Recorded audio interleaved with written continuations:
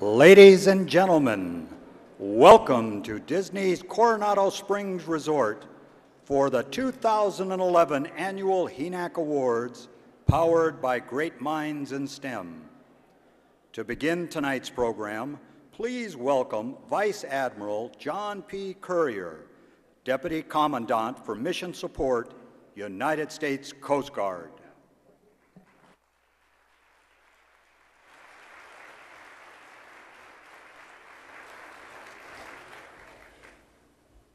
Good evening, ladies and gentlemen. On behalf of the hundreds of men and women in uniform in attendance here tonight, and the hundreds of thousands serving around the world on land, on the sea, in the skies, over hostile and friendly territory, it is my distinct honor to welcome you to Lake Buena Vista, Florida, for the 23rd Annual HENAC Awards. Tonight we celebrate the STEAM class of 2011. A collection of 27 engineers, scientists, and technology professionals who have demonstrated world-class excellence in their respective fields. These STEM leaders, innovators, and champions represent the best and brightest minds our nation has to offer. They are symbols of Hispanic contributions at the highest levels of academia, government, and corporate America. And for the first time since the inaugural HENAC Awards back in 1989, there's a man in uniform at the head of the class, the 2011 Engineer of the Year, Rear Admiral Patrick H. Brady.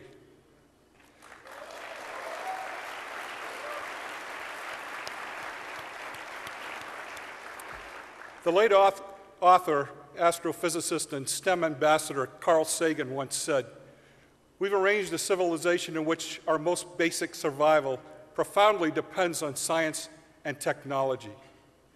Nowhere is this more evident than in the military. The history of armed conflict is one that demonstrates plainly how civilizations rise and fall with the quality of weapons and communication systems at their disposal. Armies carrying iron weapons conquered those carrying bronze. Renaissance-era cannon leveled medieval-era stone forts. Small fleets of ironclad ships powered by steam decimated fleets of wooden vessels powered by wind. And today, radar-evading planes flown remotely from halfway around the world destroy enemy whose only defense is their remoteness.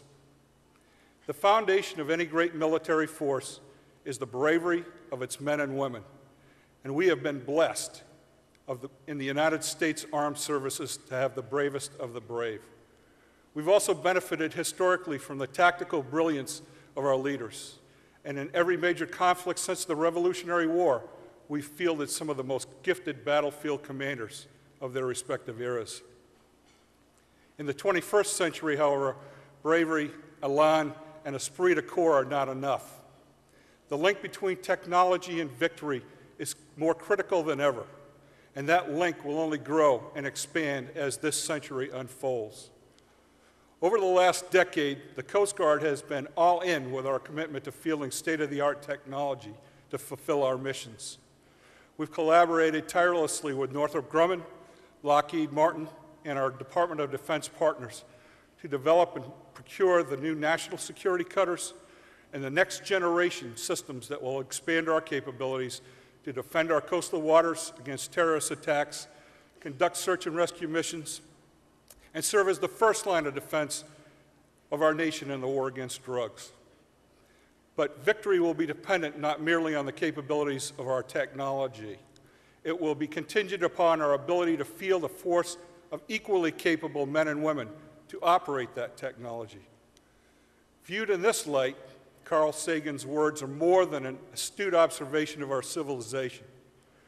They are a warning for future generations, and that warning clearly is, unless we can continue to deploy soldiers, sailors, airmen, Marines, and Coast Guardsmen that are more STEM proficient than their enemies, the very survival of our civilization is at stake, no matter how advanced our weapon systems are today. If demographics are any indication, then we have cause for concern. Our K-12 students are failing and falling behind the rest of the world in early STEM-related curriculum. Our colleges are flooded with underclassmen who lack basic high school level competency in math and science, and all but disqualifying them from pursuing STEM degrees and careers. The number in the Hispanic community, these numbers are of particular concern. The ramifications portend trouble not only for our military, but for our economy, our industrial capacity, and our survival. There is only one way to address this crisis, and that is to act, A-C-T. We must advance a culture of technology. This theme is the 2011 HENAC Conference, but it should be more than that to us.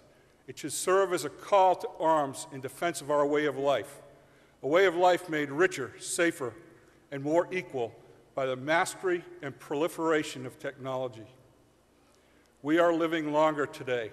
Our cities are cleaner and more efficient.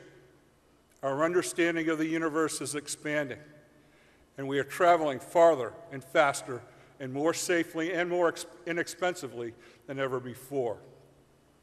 But this way of life can only continue if we transform our nation into one that embraces STEM as a fundamental cultural value. Tonight's outstanding award winners are proof that we as a nation has what it takes. They are proof that the Hispanic community is capable of stepping up to the leadership roles that your new demographic position demands.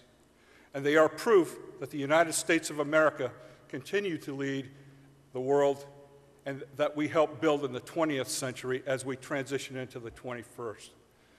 I ask you now to rise as our Coast Guard color detail presents the colors of the United States, which will immediately be followed by the singing of our national anthem by vocalist Jacqueline Ibarra. Thank you.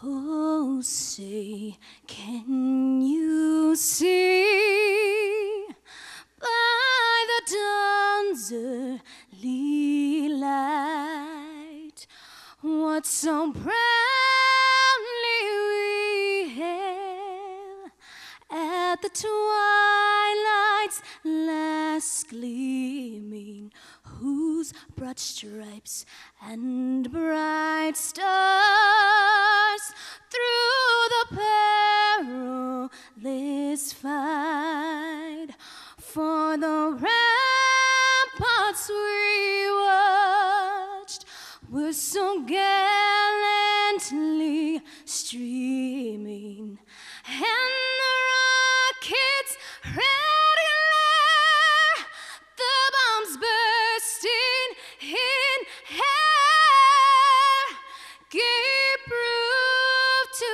the night that our flag was still there.